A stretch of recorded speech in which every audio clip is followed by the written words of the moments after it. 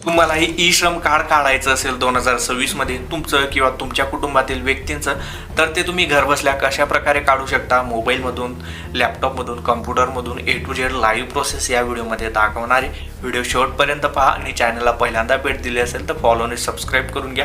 असेच कामाचे व्हिडिओ मी तुमच्यासाठी घेऊन येत असतो. तर स्क्रीनवरती तुम्ही पाहू शकता मी आलोय ishram.juhit.in या आपल्या भारत सरकारच्या अधिकृत वेबसाईटवरती, जिथून ई श्रम कार्ड काढलं जातं. या वेबसाईटची लिंक मी तुम्हाला डिस्क्रिप्शन मध्ये देऊन देणार आहे.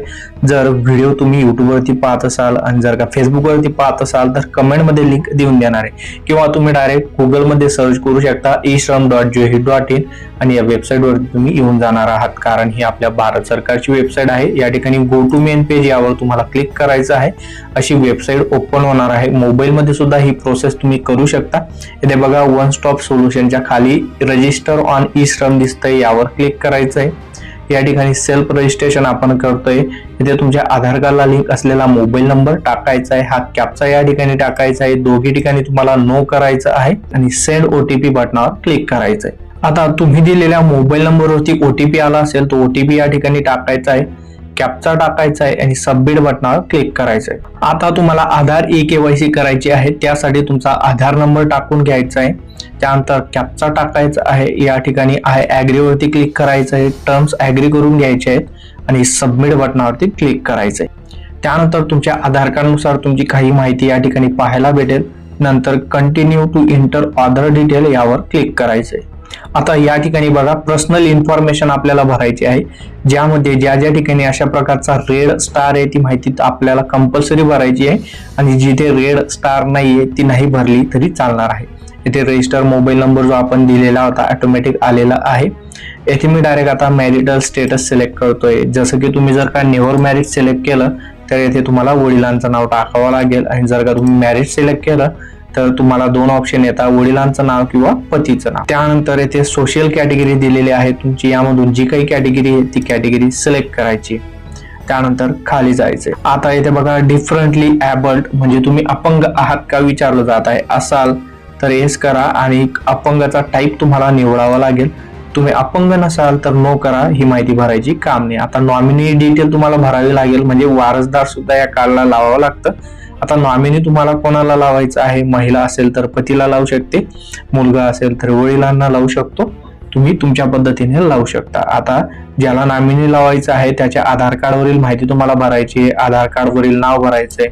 त्यानंतर जन्मतारीख सिलेक्ट करायची आहे, त्याचं जेंडर सिलेक्ट करायचं आहे, त्यासोबतचं रिलेशन काय आहे तर ते सिलेक्ट करायचं आहे आणि नॉमिनीचा ऍड्रेस टाकायचा आहे, नॉमिनीचा मोबाईल नंबर टाकायचा आहे. सेव्ह अँड कंटिन्यू बटनावर क्लिक करायचंय.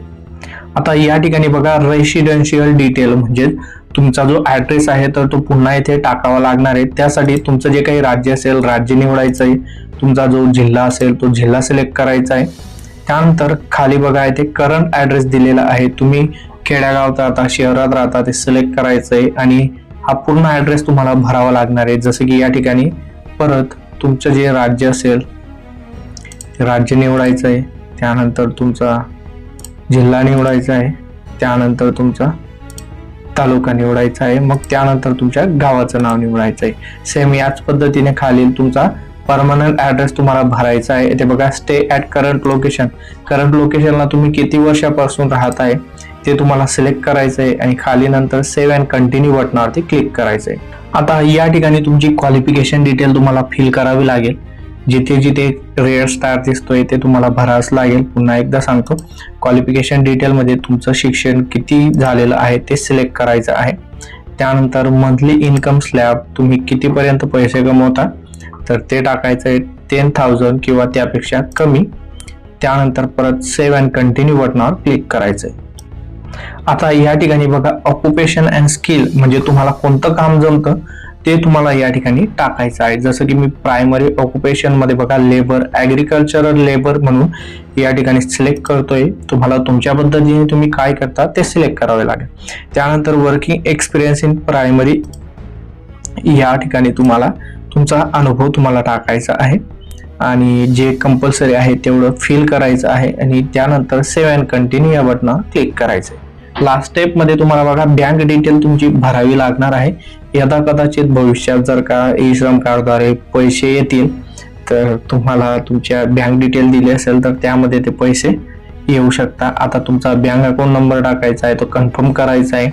तुमचं बँक पासबुकवरील नाव टाकायचं आहे, IFSC कोड टाकायचा आहे, bank name, branch name automatically IFSC code टाकला की येऊन जाईल आणि सेव्ह अँड कंटिन्यू बटनावर क्लिक करायचं आहे. आपला ई श्रम कार्डचा जो फॉर्म आहे तर तो सक्सेसफुली सबमिट झालेला आहे. तुम्ही जी काही माहिती आता भरलेली आहे सगळी माहिती तुम्हाला या ठिकाणी पाहायला भेटून जाईल. ती एकदा चेक करून घ्यायची आहे.